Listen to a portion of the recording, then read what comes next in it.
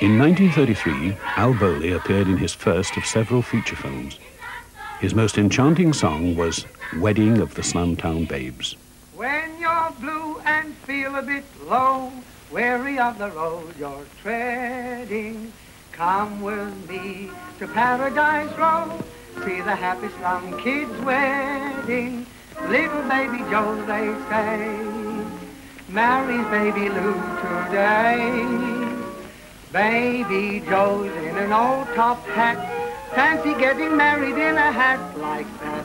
But bless his heart, he looks real smart at the wedding of the slumtown babies.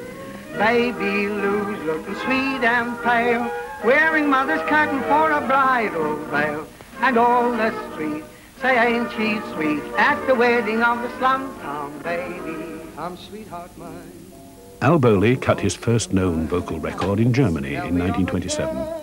By the end of 1931, he had already recorded 425 songs.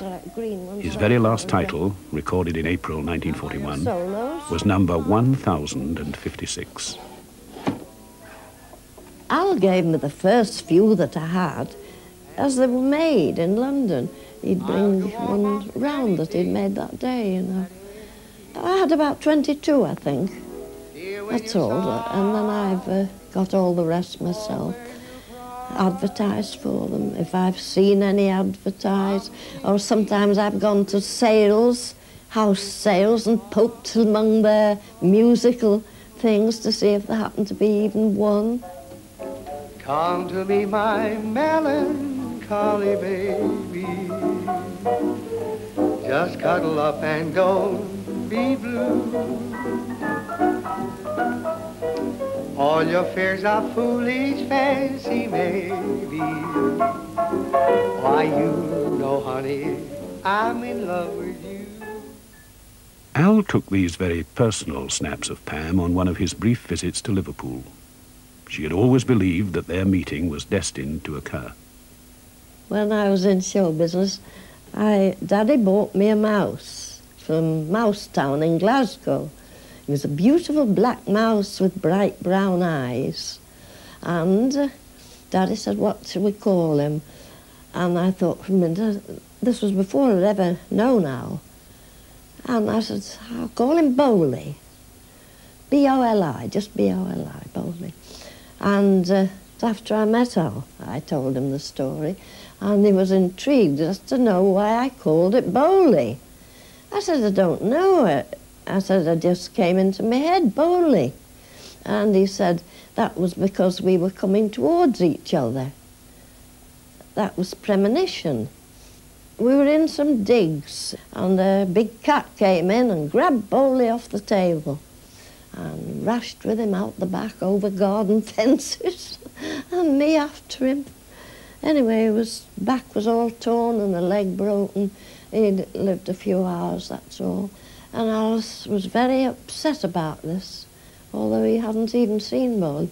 He said, you know, there was a great thing between Bowley and me. He said, and Bowley's death like that means I'm going to die suddenly in some awful way. In the early hours of April 17th, 1941, Al Bowley was killed instantly by the blast of a landmine as he slept in his bed. 9 days later, he was taken to his final resting place, a communal grave for air raid victims in a cemetery at Hanwell in London. Apart from his devoted fans who loved his music when it was fashionable, people who hear him for the first time still agree that his voice had an immortal quality.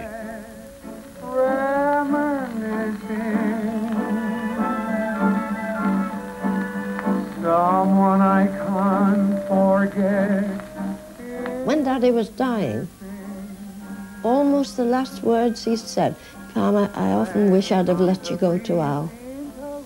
He said he'd have been here now and he wouldn't have made a hash of his life. But there you are. He said we always do the wrong things. In a blue and pensive mood, we meet again. Before this vision dies, oh, let me close my eyes and dream that love is sweet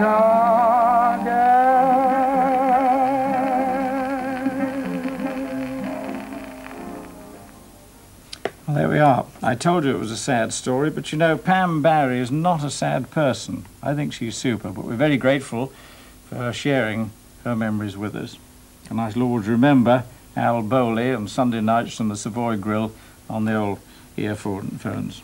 Now, in part 2, we go in search of and discover a money tree. And for good gardeners, there's no cuttings available, but we do have